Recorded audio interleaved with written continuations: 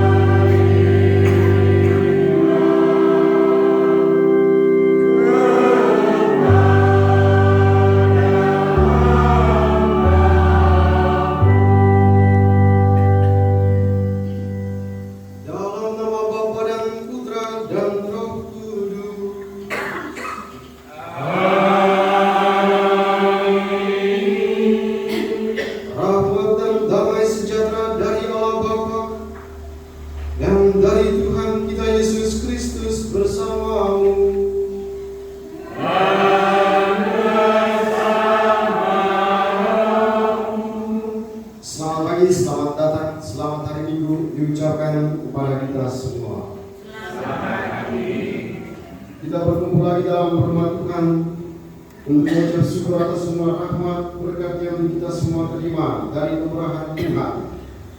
Tuhan selalu memberikan yang terbaik bagi manusia. Tuhan selalu memberikan yang terbaik untuk kita semua. Tapi terkadang karena kita rakus, karena kita mau lebih, maka kita melanggar apa yang menjadi perjanjian kita dengan Tuhan. Itulah yang terjadi dalam bacaan pertama pada hari ini. Taman Eden adalah sesuatu yang indah, tapi dirusak oleh karena kerakusan Adam dan Hawa.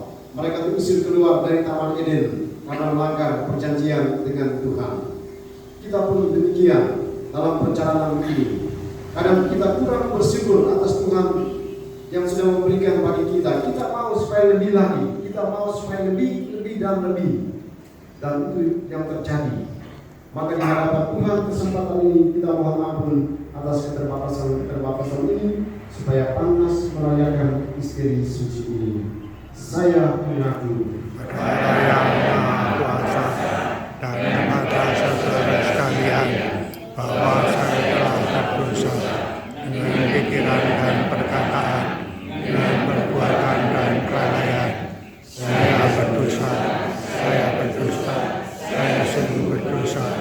Oleh sebab itu saya mohon kepada Santa Perawan Maria, kepada para malaikat dan orang kudus, dan kepada saudara sekalian, supaya mendoakan saya kepada Allah kita. Semoga Allah yang Maha Kuasa mengasihani kita, mengampuni dosa kita, dan menghantar kita ke hidup yang kekal. Amin.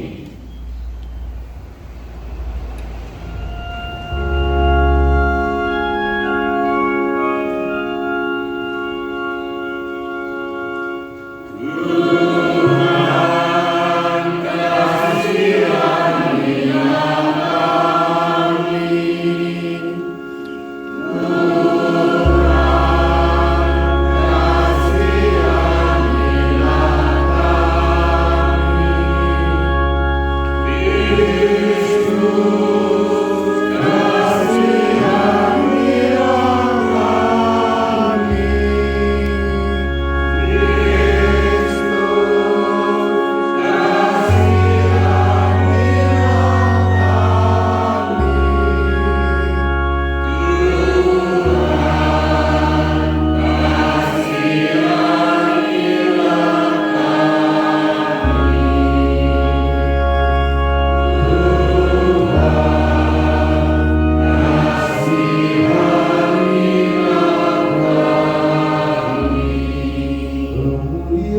kepada Allah di surga.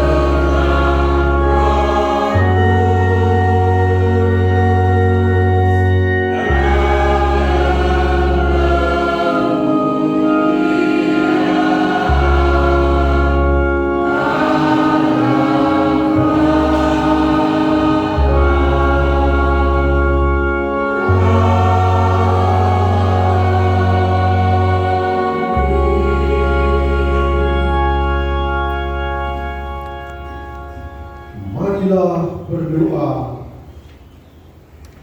Allah Bapa pencipta semesta alam, cinta kasih-Mu yang memanggil manusia hidup, tetapi kejahatan yang bersembunyi di dalam hati kami telah mendatangkan maut. Kami akui dan kami sesali dosa kesalahan kami, dan kami mohon ampunilah segala kesalahan kami. Curahkanlah rahmat-Mu dan bangkitkanlah kami kembali. Perkenankanlah kami memandang Dia yang telah mencabut akar-akar kejahatan, yaitu Yesus Kristus Tuhan dan pengantara kami, yang hidup dan berkuasa bersama Dia dalam persatuan Roh Kudus, Allah sepanjang segala masa. Amin.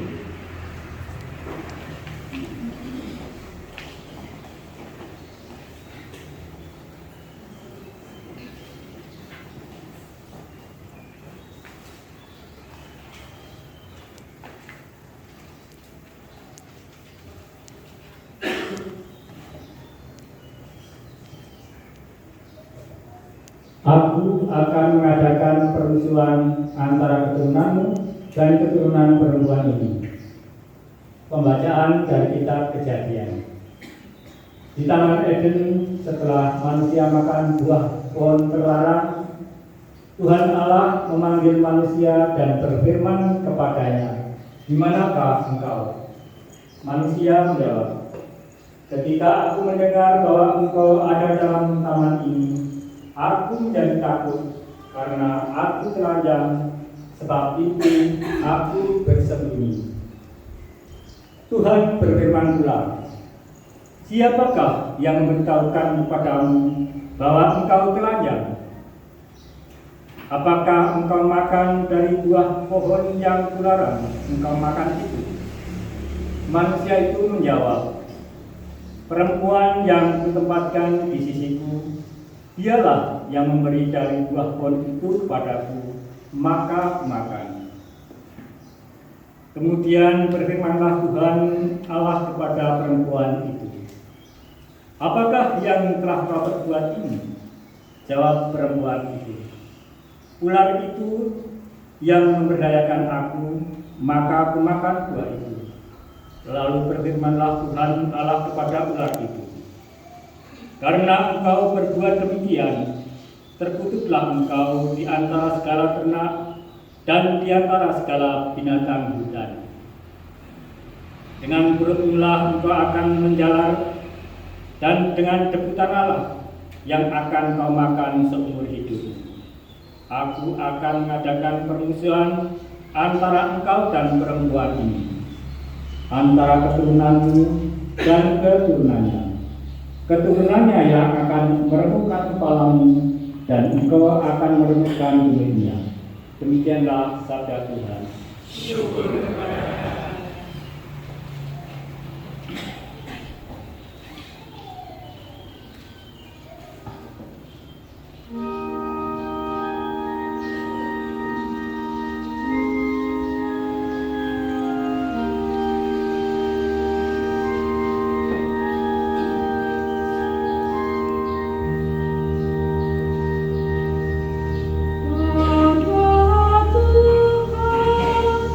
Ada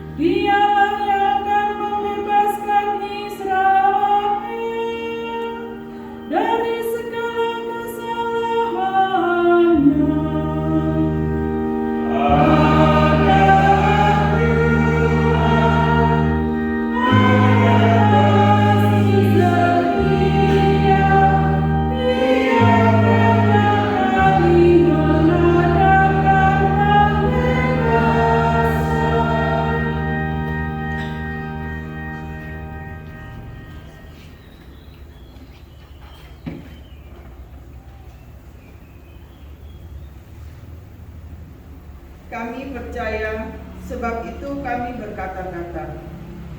Pembacaan dari surat kedua Rasul Paulus kepada jemaat di Korintus. Saudara-saudara, kami memiliki roh iman yang sama. Seperti ada tertulis, aku percaya, sebab itu aku berkata-kata. Maka kami pun juga percaya, dan sebab itu kami juga berkata-kata, karena kami yakin bahwa Allah yang telah membangkitkan Tuhan Yesus akan membangkitkan kami juga bersama-sama dengan Yesus. Dan Allah itu akan menghadapkan kami bersama dengan kamu ke hadiratnya. Sebab semuanya itu terjadi demi kamu, supaya kasih karunia-Nya yang semakin besar karena semakin banyaknya orang yang menjadi percaya, menghasilkan ucapan syukur yang semakin melimpah bagi kemuliaan Allah. Sebab itu kami tidak tawar hati, meskipun manusia lahiriah kami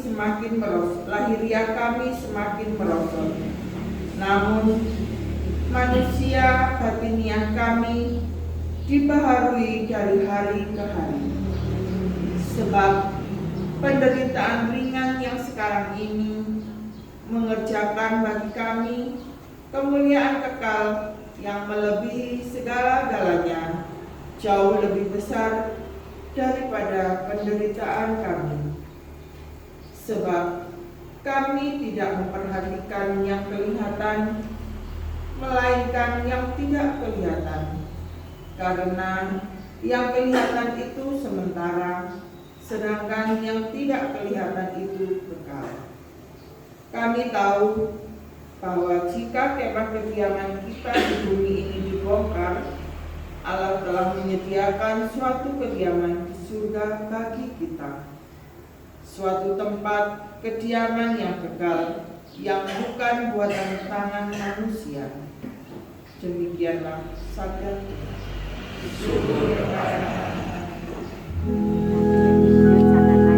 Oh, cuman di sini aja. Enggak sampai ke sana.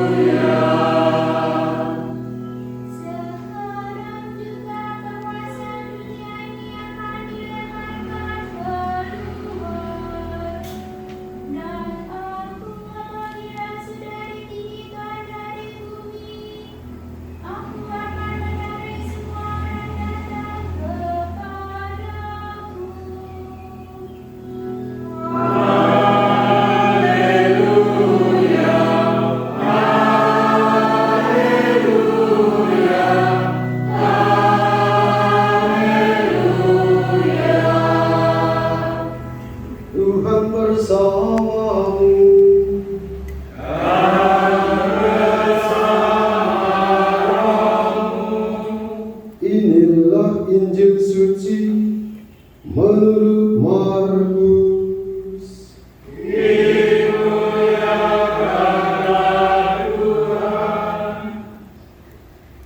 Sekali peristiwa ketika Yesus dan murid-muridnya masuk ke sebuah rumah, datanglah orang banyak berkerumun, sehingga makan pun mereka tidak dapat. Waktu kaum keluarganya mendengar hal itu, mereka datang hendak mengambil Yesus, sebab kata mereka, ia tidak waras lagi. Dan ahli-ahli Taurat yang datang dari Yerusalem berkata, ia kerasukan Beelzebul.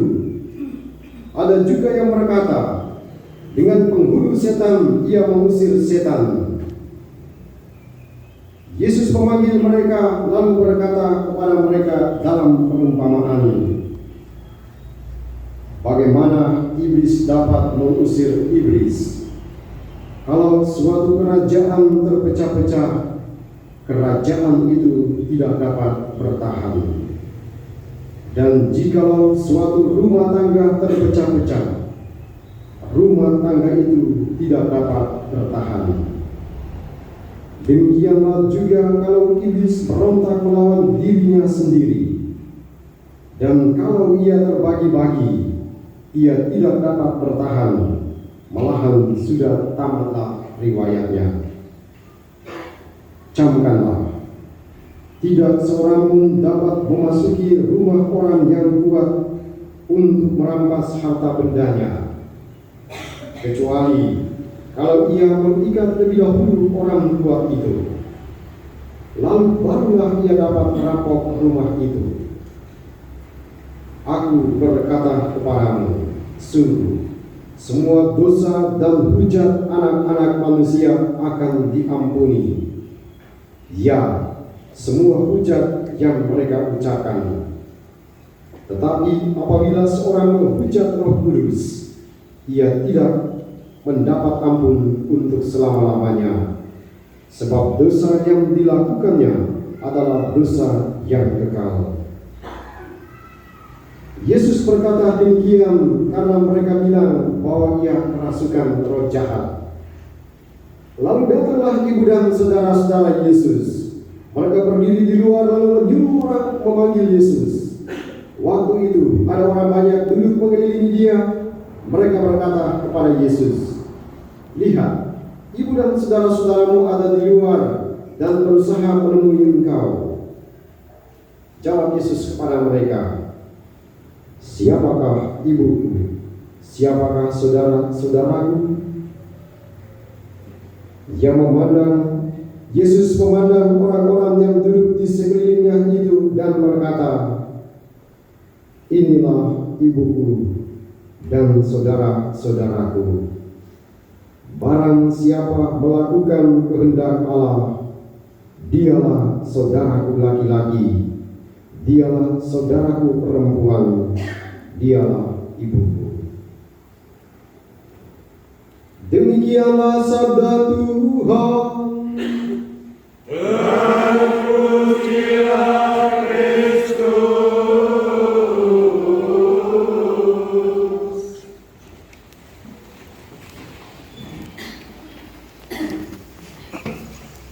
Kalau suatu kerajaan terpecah-pecah, maka dia bilang, kerajaan itu dia akan menjadi kuat kalau orang-orang dalam kerajaan itu bersatu. Tapi jika masing-masing orang berdiri sendiri, masing-masing orang terpisah dari persatuan itu, maka dia akan runtuh dengan sangat gampang. Itu kata-kata Tuhan. Demikian juga Tuhan dia bilang, rumah tangga tidak dapat bertahan jika rumah tangga itu terpecah-pecah. Kalau ibu, dia berbeda dengan bapak dia atau suami, dia terpisah dari istrinya, ataukah anak-anak dengan orang tuanya, maka keluarga itu akan menjadi hancur berantakan. Maka dia punya kekuatan besar. Tapi ketika dia terpisah dari kesatuan ini, maka gampang dihancurkan. Mari kita lihat. Kalau satu ini dia berpisah dari sini, maka dengan sangat gampang anak kecil pun dia akan datang, dia patahkan lalu dia buang. Kalau dia terpisah, masing-masing ini dia terpisah dari tumpukan ini, siapapun dia akan datang dan sangat gampang dia patahkan dari segala macam arah dia patahkan. Dia akan buang, dia akan patahkan. Tapi ketika yang satu-satu ini disatukan dalam satu kesatuan ini, siapapun kita, mari coba kita patahkan. Kita tidak bisa mematahkan dia karena dia sudah berada dalam kesatuan. Itu yang Tuhan ajarkan kepada kita semua hari ini. Ketika kita terpisah seorang terhadap yang lain, maka gampang untuk dihancurkan.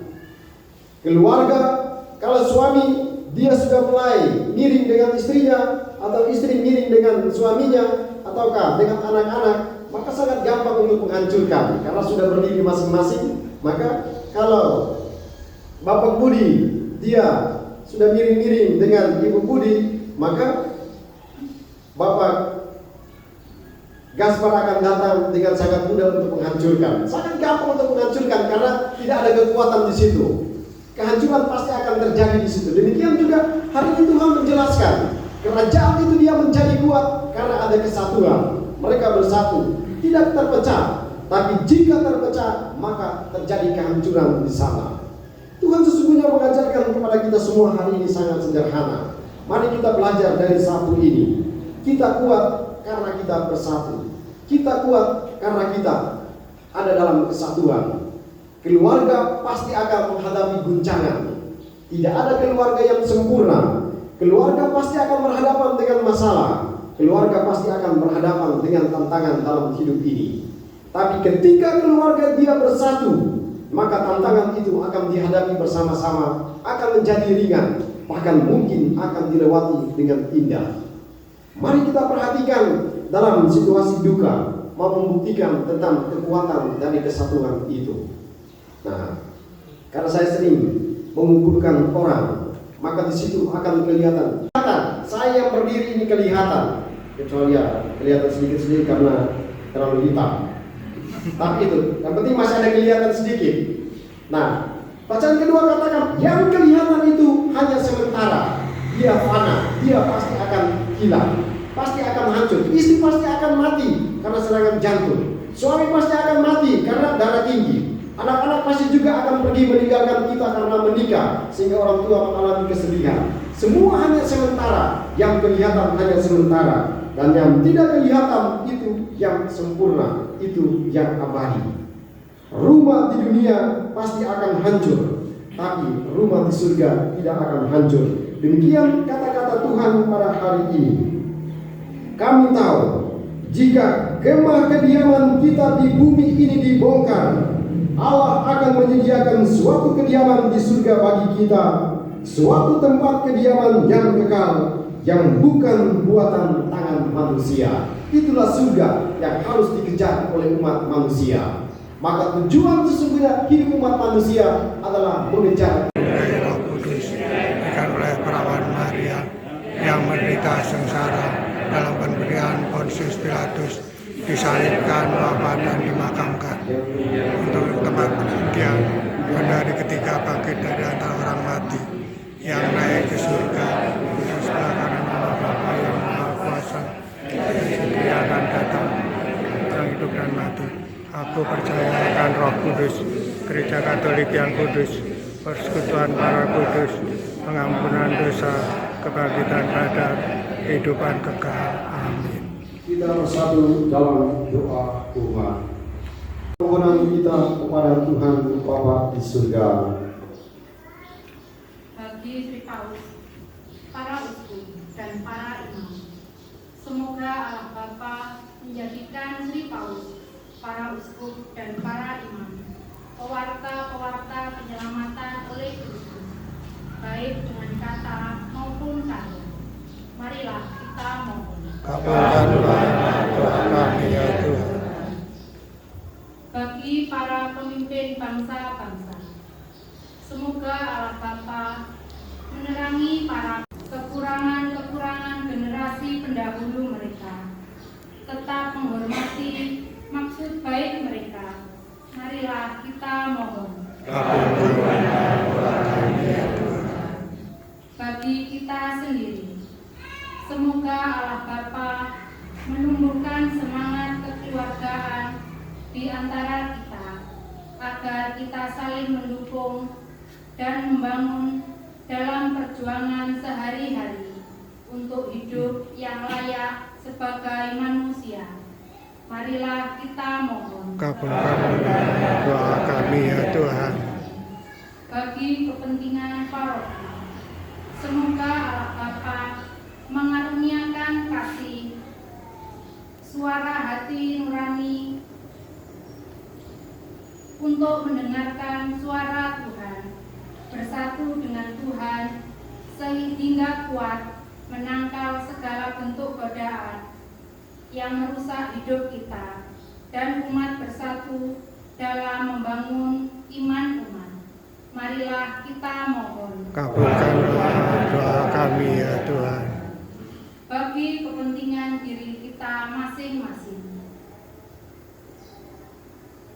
Marilah kita mohon. Kabulkanlah doa kami ya Tuhan.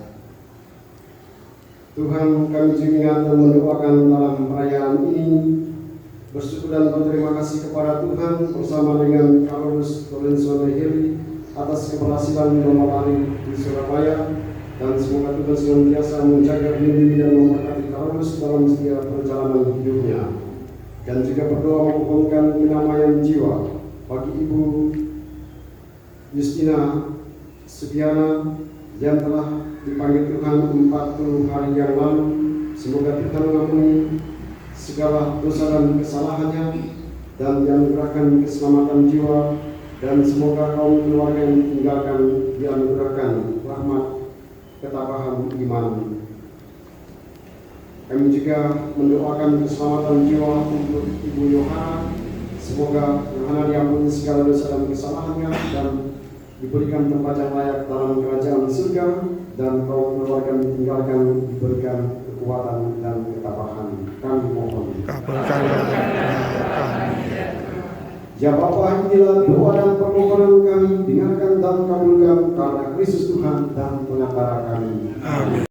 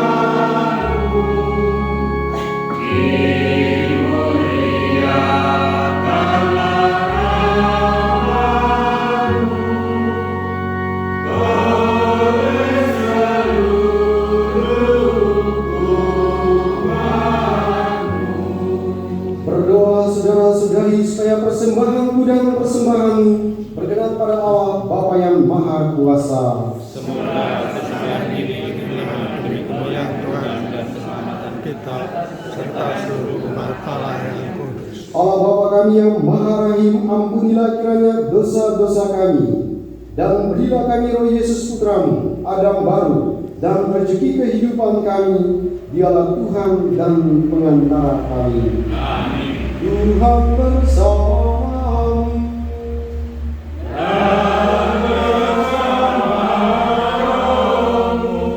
Marilah mengarahkan hati kepada Tuhan.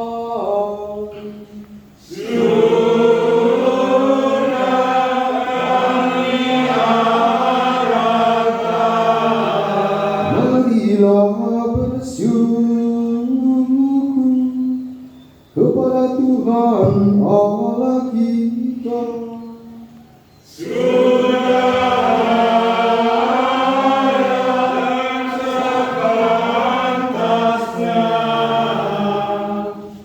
Sungguh pantas dan benar, layak dan menyelamatkan, bahwa kami selama dan dimanapun, bersyukur kepadamu Tuhan Bapa yang kudus, Allah yang maha kuasa dan kekal.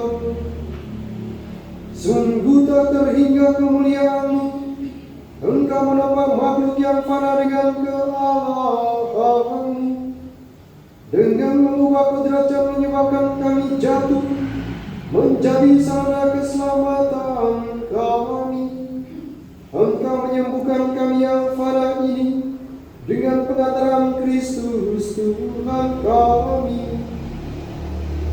Dengan pengantaran Kristus itu, para malaikat yang bersukacita di hadapan-Mu dalam keabadian menyembah keagungan-Mu. Kami mohon perkenankanlah kami memadukan suara dengan mereka dalam sukacita bersama sambil berseru.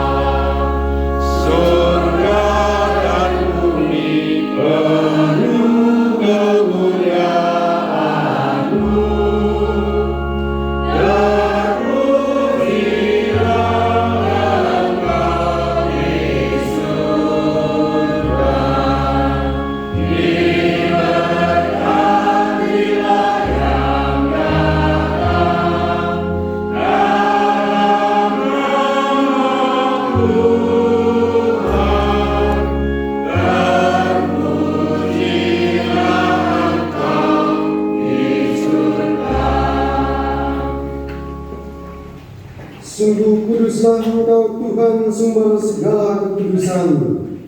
Maka kami mohon kuduskanlah persembahan ini dengan pencurahan Roh-Mu, agar bagi kami menjadi tubuh dan darah Tuhan kami Yesus Kristus. Ketika Dia diserahkan untuk menanggung sengsara dengan rela, Dia mengambil roti dan sambil mengucap syukur Dia memecah-mecahkan, lalu memberikannya kepada murid-muridnya seraya berkata, "Terimalah dan makanlah kamu semua, inilah tubuhku yang diserahkan bagimu."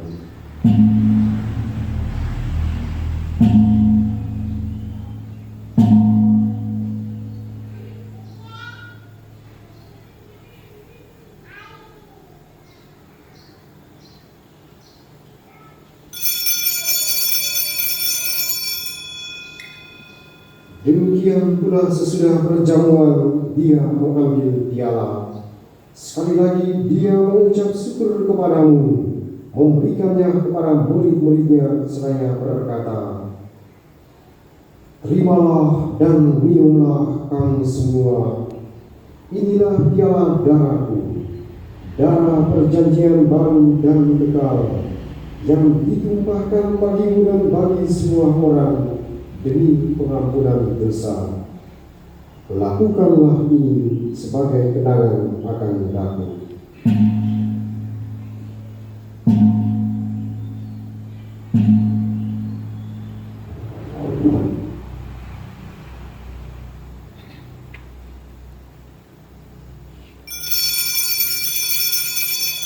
Marilah mewartakan misteri iman kita. Setiap kali kami makan roti ini dan minum dari piala ini, lawan Tuhan kami berharap hingga Engkau datang.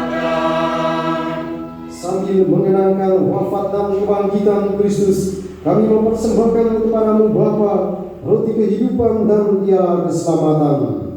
Kami bersyukur sebab kami Engkau anggap layak menghadap Engkau dan berbakti kepadamu.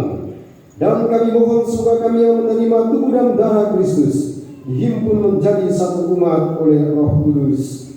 Ingatlah Tuhan akan gereja-Mu yang tersebar di seluruh bumi, agar Engkau menyempurnakannya dalam cinta kasih, dalam persatuan dengan Paus kami Fransiskus dan uskup kami Hendrikus serta semua rohaniwan. Ingatlah juga akan saudara-saudari kami yang telah meninggal dengan harapan akan bangkit, dan akan semua orang yang telah berpulang dalam kerahiman-Mu, teristimewa keluarga kami yang telah meninggal dunia.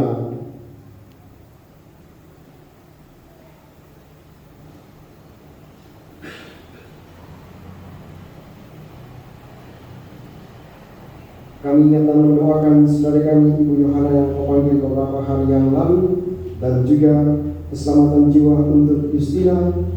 Semoga Yohana, Justina, Yohanes dan keluarga-keluarga kami, tersedia umat sekasih gereja yang telah meninggal dunia, terimalah mereka dalam cahaya wajah-Mu. Kami mohon kasihanilah kami semua, agar kami Kau terima dalam kebahagiaan abadi bersama Santa Paul Maria Bunda Allah, Santi Yosef mempelainya, para rasul dan semua orang kudus sepanjang masa yang hidupnya berkenan padamu. Semoga kami pun Engkau perkenankan turut serta memuji dan memuliakan Dikau dengan pengantaran Yesus Kristus Putra-Mu. Dengan pengantaran Dia, bersama Dia dan dalam Dia, bagi-Mu Allah Bapa yang Maha Kuasa, dalam persekutuan dengan Roh Kudus, segala hormat dan kemuliaan panjang segala masa. Amin. Atas petunjuk penyelamat kita dan menurut ajaran ilahi, maka beranilah kita berdoa. Bapa kami yang ada di surga, dimuliakanlah nama-Mu, datanglah kerajaan-Mu, jadilah kehendakmu, yang bersama di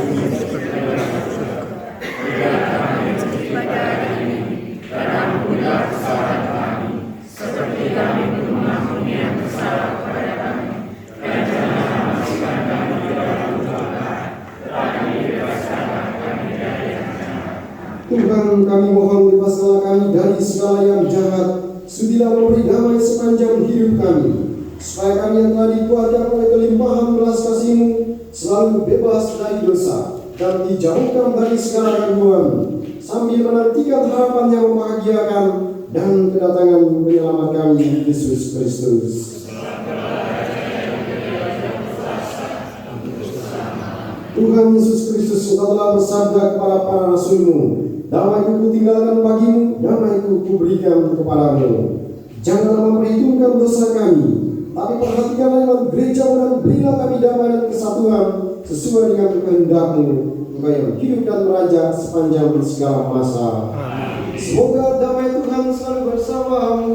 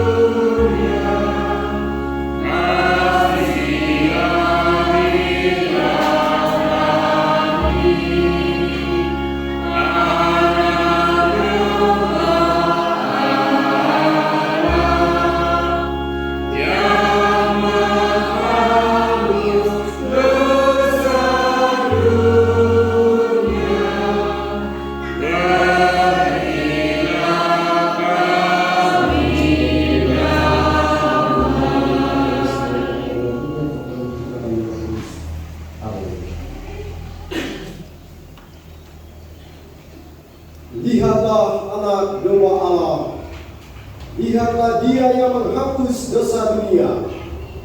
Berbahagialah saudara-saudari yang diundang ke perjamuan anak domba.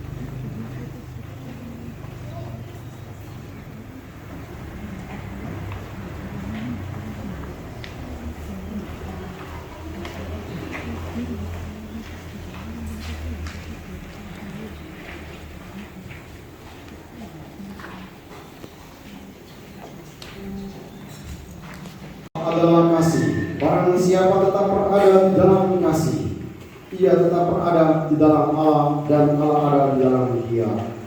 Marilah berdoa.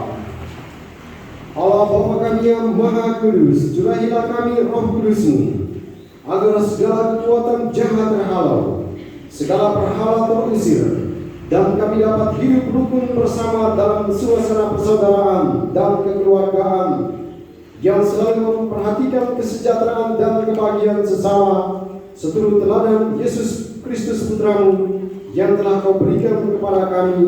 Dialah Tuhan dan pengantara kami. Amin.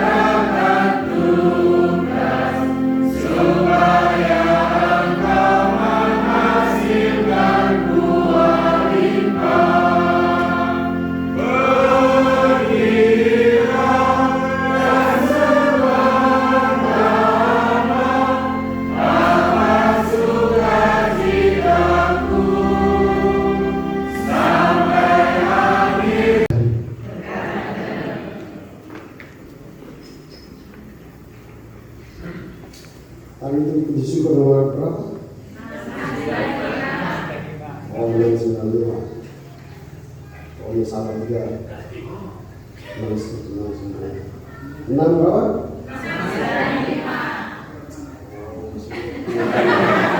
Ini mempersalahkan lagi. Ya, jadi lagu ini dia memang bagus. Karena aku dengar bisikan suaramu menggema lembut dalam hatiku. Wih, berarti kalau umat Indonesia panggil saya, berarti menggema lembut dalam hatiku. Sungguh engkau sahabatku, jika engkau menaati perintahku. Pergilah dan sebarkanlah kabar sukacitaku sampai akhir zaman. Aku besertamu. Ya, ini memang tugas panggilan kita. Tugas panggilan kami adalah mewartakan kegembiraan. Maka dimanapun kita berada harus gembira. Orang mati sekalipun, kalau saya ada di sana, saya berusaha buat supaya yang berduka itu dia tertawa. Karena memang tugas kita adalah ini, lagu ini, mewartakan sukacita, mewartakan kegembiraan. Jadi dimanapun kita berada harus mewartakan sukacita dan kegembiraan itu. Nah, itu saya pikir lagu, pesan dari lagu ini. Nah, saya nanti akhir bulan sudah pulang, karena saya lihat di jadwal itu tidak ada misa lagi di stasiun Rejo, maka sekalian saja ini saya pamit. Karena minggu depan dan 2 minggu depan jadwalnya di tempat lain, maka sekalian saya pamit. Oleh karena itu, dengan penuh kerendahan hati, saya ucapkan banyak terima kasih kepada Bapak Ibu saudara-saudara sekalian atas semua cinta, atas semua kebaikan yang sudah diberikan kepada saya selama 4 tahun lebih. Jadi saya kuliahnya 2 tahun setengah, nganggurnya 1 tahun setengah, jadi 4 tahun. Nah itu.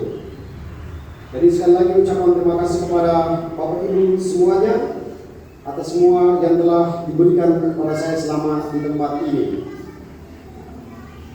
Saya catat beberapa hal yang menurut saya berkesan di stasi ini. Tadi malam saya sudah sampaikan salam perpisahan di stasi Merejo, jadi hari ini saya sampaikan di stasi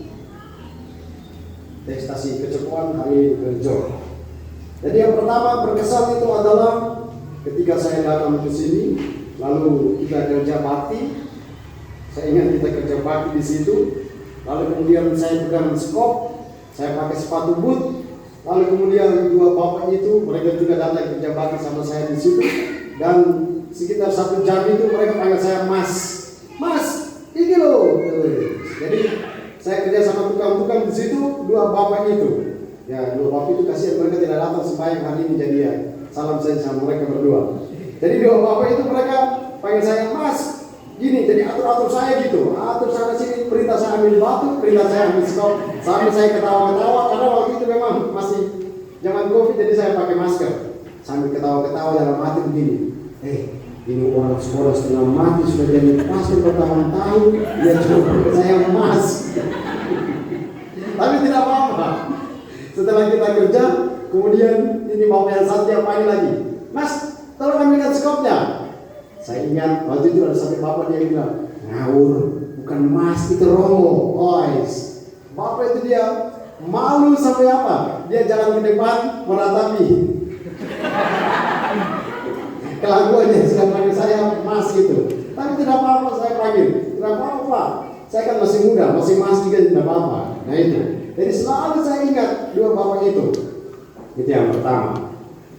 Lalu yang kedua, saya merasa terkesan itu ketika yang mungkin dikembalikan lagi, sederhana tapi menyimpan banyak makna, adalah ketika dulu setelah misa kita makan di rumah Uma. Saya pikir hanya di stasi ini yang melakukan hal ini, di stasi lain tidak dilakukan. Jadi setelah misa kita rame-rame makan di rumah Uma, dan ketika kita pergi makan di rumah umat, kita berangkatnya bareng-bareng dari gereja. 20 orang berangkat dari gereja menuju ke satu rumah dan kita makan di rumah itu. Nah, disitulah keindahan terjadi. Jadi tuan rumah itu dia masak makanan yang banyak, lalu kemudian kita semua yang punya kesempatan pergi ke situ kita makan. Dan di situ kecil besar, hitam putih, keriting lurus, semua kita duduk makan bersama-sama. Kita berebut. Nah, saya perhatikan di situ. Ketika kita sudah makan, kita berebut makan. Dia tidak peduli lagi ini Romo, apa, terus kita berebutan. Dan itu bagi saya yang menarik. Jadi saya selalu katakan, sudah wes, nanti kalau di gereja baru sudah Romo. Tapi kalau dalam hal makan tidak ada perbedaan antara Romo dan tergantung kecepatan. Jadi ya itu. Jadi kita berebutan makanan. Dari umat maju, saya juga maju. Sudah kita berebutan. Di situ keindahan terjadi. Sederhana tapi menyimpan nilai yang sangat dalam. Di situ adalah nilai kebersamaan, nilai kedekatan. Jadi kita merasa semuanya satu. Dan kita perhatikan tuan rumahnya itu dia bahagia sekali. Dia masak makanan lalu dia tidak merasa terbeban. Maka saya pernah buat video itu, saya tanyakan kepada orang-orang yang masak. Saya terakhir itu di rumahnya sampai itu saya buat video, saya tanya, apakah ibu waktu masak makanan untuk 20 orang yang datang makan ini, apakah ibu merasa terbebani? Dan mereka mengatakan sama sekali tidak terbebani, malah merasa senang. Senang karena apa? Jawabannya adalah karena dikunjungi oleh sesama umat. Dan itulah keindahan, itulah kehidupan gereja yang sesungguhnya. Kita semua pergi ke rumah itu dan kita menemukan keluarga itu. Kalau kita habiskan makanan keluarga itu, tapi dia bahagia karena dia bisa berbagi. Tapi kita mengunjungi dan ada kebahagiaan tercipta dalam rumah itu. Nah itu yang bagi saya sangat terkesan, yang tidak dilakukan oleh stasi-stasi yang lain. Hanya satu-satunya di paroki ini dilakukan di stasi Merejo. Ini adalah sebuah kekayaan yang mungkin, ya karena kemarin COVID sehingga kita sudah makan di sini lagi. Kalau kita makan di sini, ya tidak ramai karena ya saya sendiri makan di situ. Dan memang kalau makan sendiri dia babi goreng pun kita akan rasa tidak menarik. Tapi kalau makan bersama, tahu pun hanya tahu dan kecap, tapi enak karena berkejar-kejarannya itu yang bikin enak. Tapi mungkin dari sini kita ulang lagi semua yang terjadi itu sehingga ya menyimpan pengalaman yang bisa direfleksikan.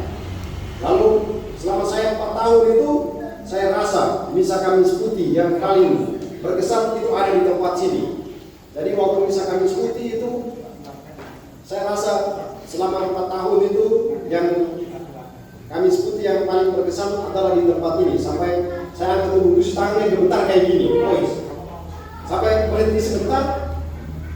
Apa waktu itu? Meneteskan air mata, karena memang waktu itu adalah misa di mana Tuhan menetapkan Ekaristi.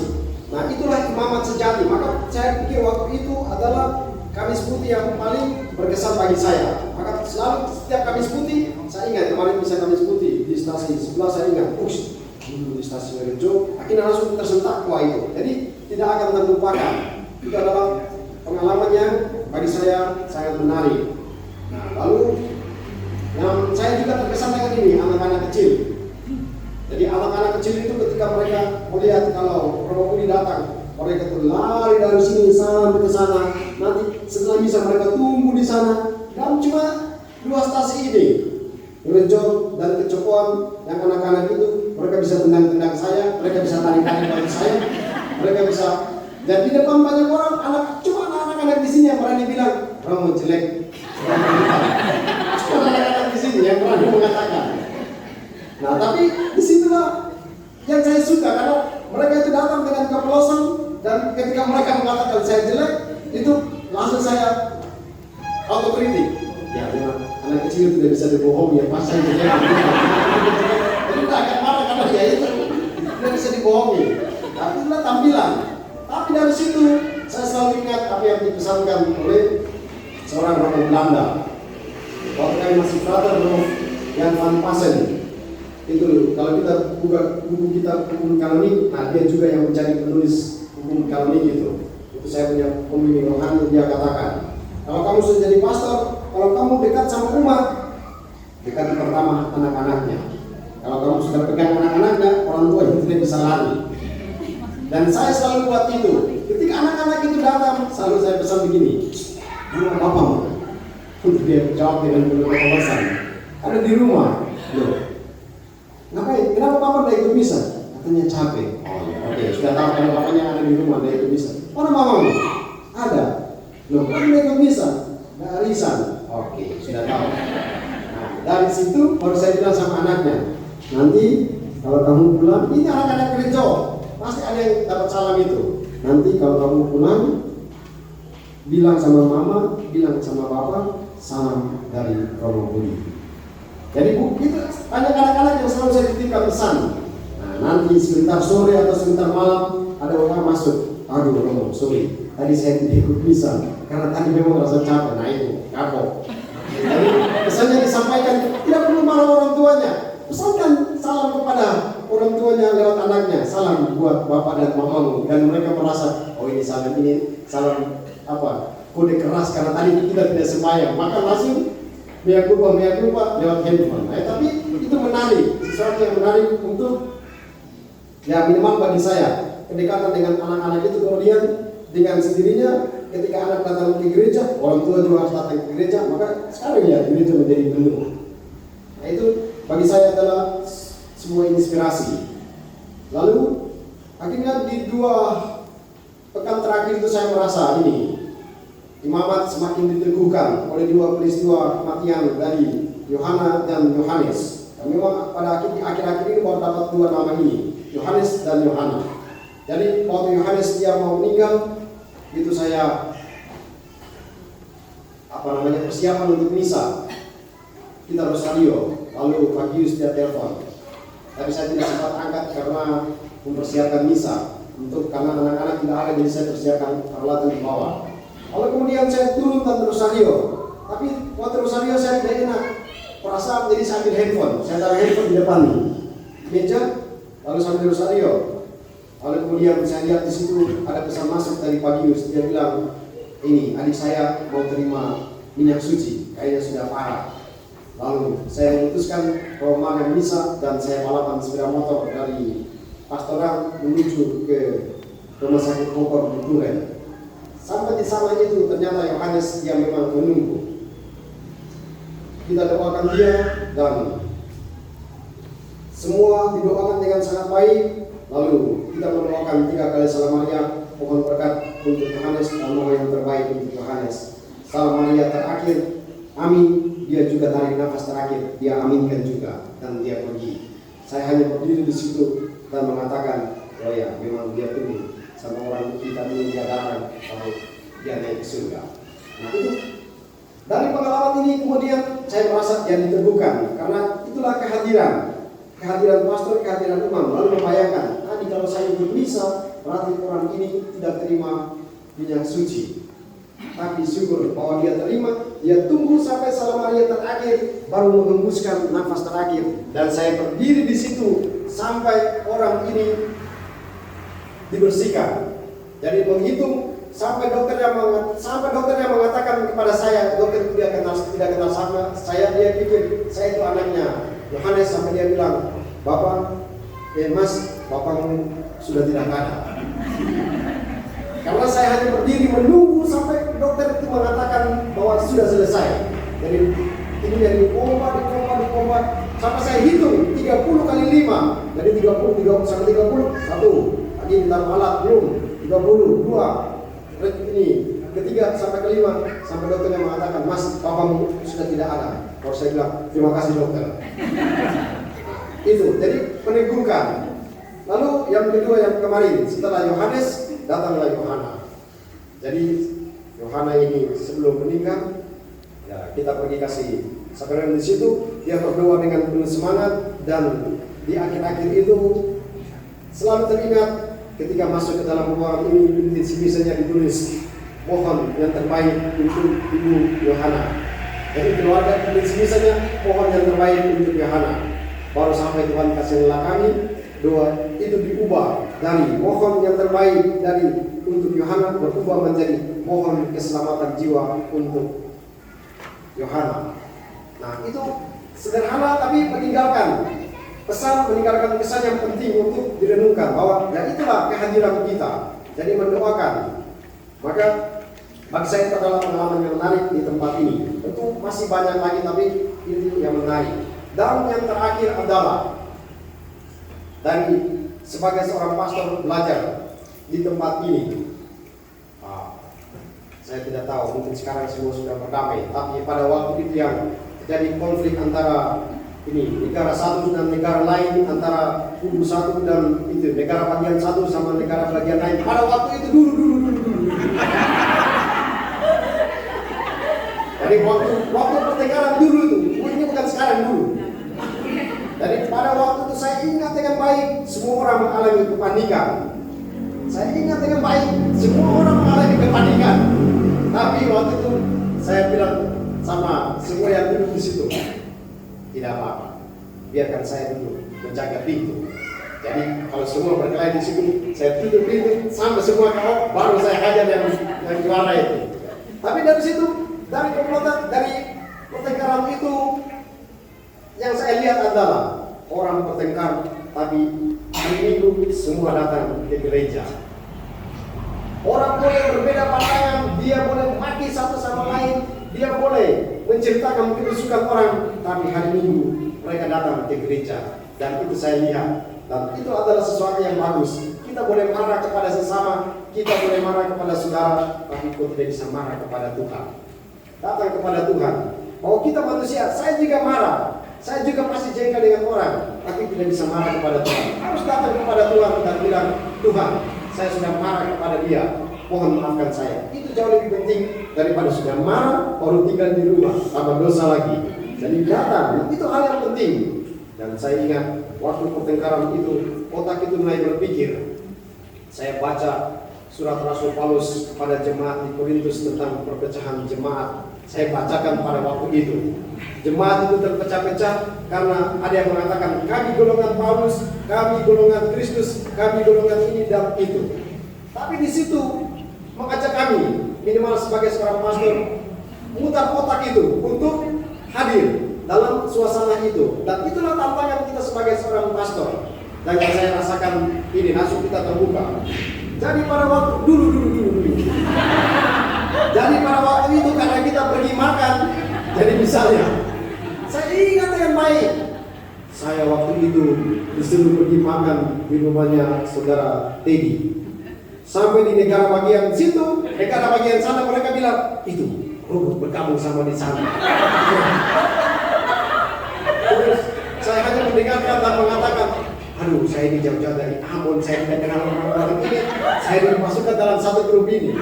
Di depan saya makan lagi di negara bagian sana, negara bagian sini bilang, itu Robert sudah gabung.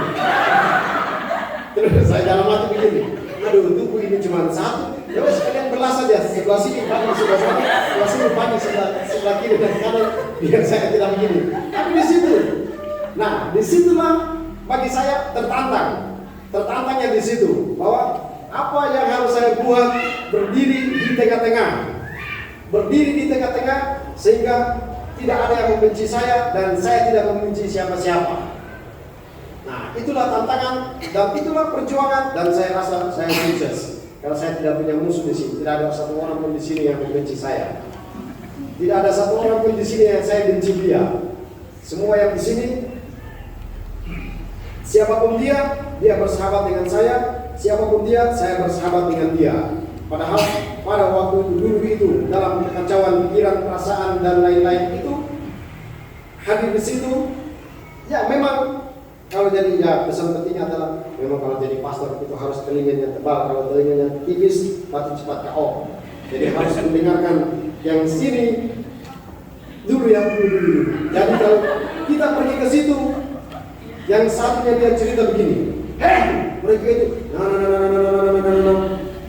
simpan di sini. Sebelah sana, yang sebelah situ, simpan di sini. Dan merefleksikan, itulah pengalaman umat. Tugas saya adalah berdiri di tengah-tengah, tugas saya adalah membuat mereka tertawa, bukan tugas saya untuk membuat mereka marah. Nah itu, maka lagu tadi dia bilang betul. Saya akan ingat lagu ini terus karena terakhir soalnya. Karena memang tugas kita adalah hadir untuk memberikan sukacita, hadir untuk memberikan kebahagiaan. Maka sekali lagi terima kasih untuk semua. Saya perhatikan kalau kita pulang dari stasi, itu sepeda motor itu selalu penuh dengan makanan, minuman. Itu bagi saya adalah foto terbaik. Saya selalu foto itu ketika pulang dari pastoran, pulang dari stasi. Saya foto dan selalu saya simpan foto-foto itu. Bahwa itulah, foto itu hanya satu, tapi sejuta refleksi di sana. Sepeda motor itu penuh dengan rambutan. Sepeda motor itu kalau kita ke sini, kalau musim kopi, penuh dengan kopi sampai badan saya itu bau kopi. Kalau kita datang ke sini musim durian, sepeda itu pasti penuh dengan durian. Kalau musim rambutan, sepeda itu pasti penuh dengan rambutan. Penuh dengan babi-babi, RW dan lain-lain. Sepeda itu pasti dia penuh. Dan selalu saya foto. Itulah tanda cinta. Akhirnya direfleksikan. Semua yang memberikan itu dia berikan dengan penuh cinta. Ada yang dia datang hanya bawa satu bungkus kopi, tapi bagi saya selalu saya perhatikan siapa yang memberikan itu, saya ingat orang-orang itu. Jadi dia bawa kopi sama saya, tapi selalu saya refleksikan kopi yang dia bawa itu hanya satu bungkus, itu bukan sebuah kebetulan, tapi selalu saya mencoba mengetahui dari mana dia ambil kopi ini, sejak kapan. Ternyata semua yang memberikan itu, kopi yang hanya satu bungkus itu, ternyata dia sudah persiapkan tadi malam. Dia sudah persiapkan tadi pagi. Bukan di tengah jalan dikasih sama orang lalu dia kasih sama saya. Tapi tidak, dia simpan, dia bilang besok saya mau kasih sama Roy. Maka dia walaupun kecil, tapi ternyata sudah dipersiapkan. Dan itulah nilai terdalam. Dan itu saya perhatikan yang selalu saya jumpai dan saya terima dari umat di tempat ini. Sekali lagi, terima kasih untuk semuanya. Terima kasih untuk semua cinta, terima kasih untuk semua kebaikan. Nah, akhirnya saya tidak bisa membalas apa-apa. Yang saya balas adalah pelayanan. Menguburkan orang adalah tanda ucapan terima kasih kami.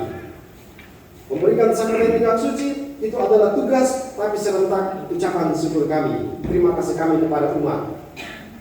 Memberikan sakramen kepada merayakan Ekaristi itu adalah pelayanan yang utama. Tapi lebih daripada itu adalah ungkapan terima kasih kami. Karena apa?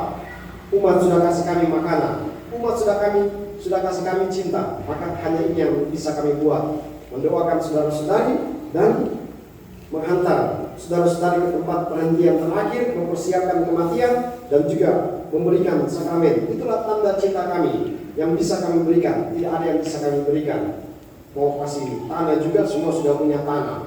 Mau kasih jeruk, semua sudah punya jeruk. Mau kasih pisang, semua punya pisang. Yang kami berikan adalah perayaan Ekaristi, pelayanan daripada umat beriman. Itu ucapan terima kasih. Tapi pada akhirnya harus disampaikan permohonan maaf. Jadi tadi malam itu sebelum kesini saya catat di handphone ini apa yang saya katakan terus supaya dipersiapkan, jangan ngomong ngawur. Jadi saya tadi malam merefleksikan kain itu untuk ucapan maaf. Jadi tidak semua kain itu, kain putih itu, bahkan semua kain putih dia tidak akan pernah menjadi putih. Dan juga semua kain hitam atau baju hitam dia tidak akan selamanya menjadi hitam. Kalaupun dia tidak dipakai dan hanya disimpan, tetap yang putih ada nodanya, tetap yang hitam ada nodanya. Nah, itulah kelemahan dan keterbatasan manusia. Baju itu walaupun dia putih, tidak dipakai sekalipun, disimpan di dalam lemari, tapi dalam 1 bulan ketika tidak dipakai pasti ada lumutnya, ada kotornya di situ. Demikian juga manusia. Sesuci-suci apapun, sebaik-baiknya dia, pasti dia juga ada kelemahannya. Demikian juga baju hitam. Dia hitam dan jelek, tapi ketika walaupun tidak dipakai, pasti juga ada noda di situ. Noda itu kemudian membuat hitam itu ada 1 titik, lalu kemudian mengatakan bahwa itu dia yang hitam itu, yang jelek itu ada sesuatu yang kemudian muncul di sana. Itulah sejelek-jeleknya orang pasti ada titik kebaikannya. Maka itulah tadi saya lupa bawa gambarnya. Bapak Ibu bisa melihat gambar yin dan yang itu. Nanti bisa dilihat di di Google, yin dan yang. Nah, di gambar yin dan yang itu dibuat dengan sangat bagus. Itu adalah gambarnya ada 1 lingkaran. Jadi di 1 lingkaran itu, 1 lingkaran begini kemudian dibelah 2, terus kemudian jadi kan 1 lingkaran dibelah 2. Lalu di situ ada ini terakhir, jadi lama sedikit tidak apa-apa karena nanti kita tidak berjumpa lagi. Nah, jadi lingkarannya itu seperti begini. Lalu kemudian dibagi 2. Nah, ketika dia dibagi 2, di sini warna putih. Ini sama. Di putih itu ada 1 titik hitam di sini. Sedangkan ini semua warna hitam. Semua yang warna hitam ini pasti ada 1 titik putih di sini. Nah, dia mau menggambarkan tentang baju tadi. Dia mau mengatakan putih adalah tanda kebaikan. Itu orang dia baik sekali. Tapi gambar ini dia mengatakan sebaik-baiknya dia pasti ada 1 titik hitam di situ.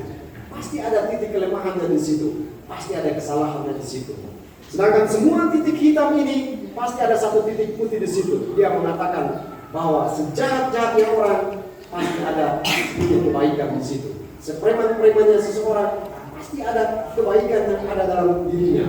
Minimal pada saat orang tuanya sakit, orang tuanya meninggal, dia menangis atau dia beri rokok sama teman-temannya. Itulah tanda kebaikan. Mau mengatakan bahwa semua kita pasti punya kelemahan, semua kita pasti punya kesalahan. Saya juga pasti punya kesalahan, punya keterbatasan. Tapi satu hal yang selalu saya ingat kesannya adalah kalau Bapak Ibu punya masalah di dalam keluarga atau di dalam gereja, saya tidak akan marah kepada Bapak Ibu yang punya masalah itu. Tapi kalau melakukan kesalahan dalam liturgi, itu pasti saya hajar, karena memang itu tugas saya. Jadi Bapak Ibu jangan ini, kalau salah di situ saya hajar. Nah, ini ya, karena memang tugas saya adalah merayakan Ekaristi dan perayaan Tuhan. Maka kalau salah saya hajar. Tapi kalau masalah pribadi, saya tidak akan. Itu urusan, itu wilayah lain. Kalau masuk dalam lingkaran ini wilayah saya. Tapi penuh cinta, penuh kebaikan. Jadi marah sekalipun, tapi sebentar kita pasti akan bercerita.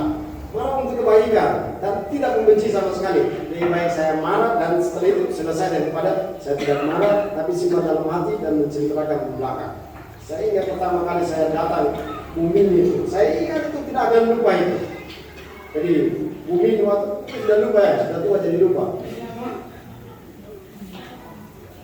Waktu itu. Jadi saya bisa hostingnya habis. Siapa yang poster waktu itu hostingnya habis? Hostingnya habis, kalau saya ngamuk di sini. Kalau saya pasang barang saya pecat saja poster itu. Ya karena saya lihat orang itu dia seperti itu. Beliau di belakang, angkat tangan tinggi-tinggi. Jadi saya marah, orangnya putih itu muka sampai jadi merah semua. Karena saya marah pas di depan altar ini nanti. Jadi poster seperti apa tuh Pak? Sementara ini jadi poster macam apa ini? Masa kita bisa tubuh Kristus saya bagi jadi 5 bagian. Saya marah itu karena apa? Saya malu kasih poster sama Pak Teddy maju itu cuma kasih hosting cuma begini saja, saya malu karena bilang tubuh Kristus tapi cuma kecil begini saja. Saya ingat ini hosting ini siapa ini? Saya marah. Tapi setelah itu mereka tidak marah saya, kita bersahabat. Nah itulah pengalaman-pengalaman. Kita boleh marah untuk sesuatu ini, tapi tidak boleh menendam seorang terhadap yang lain. Itulah beberapa pengalaman yang saya jumpai di tempat ini. Sekali lagi terima kasih untuk semuanya. Pasti saya juga akan kembali ke tempat ini juga suatu saat. Kita saling mendoakan. Saya pasti mendoakan Anda semua dan saudara-saudari juga mendoakan saya. Kita saling mendoakan supaya kita diberikan kesehatan yang baik, umur yang panjang. Siapa tahu mungkin ada yang ulang tahun perkawinan 50, mengundang saya dari sana, saya datang dari sana. Kalau cuma ulang tahun perkawinan di 10, jangan dulu 50 kalau datang. Terima kasih untuk semuanya dan mari kita naikkan berkat Tuhan.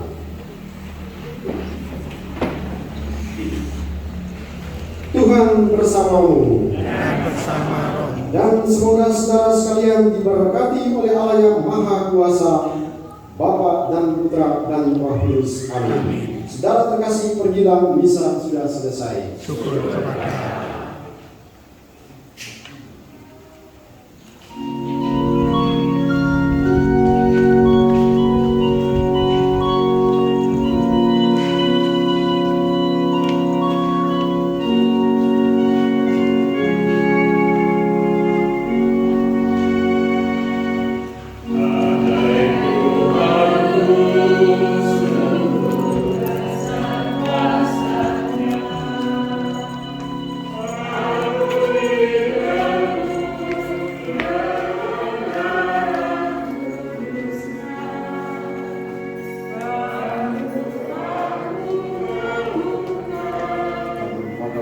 Amin. Semoga berkat saudara sekalian untuk kesehatan keluarga diberkati oleh Allah yang Kuasa, Bapa dan Putra dan Roh Kudus. Amin. Terima kasih.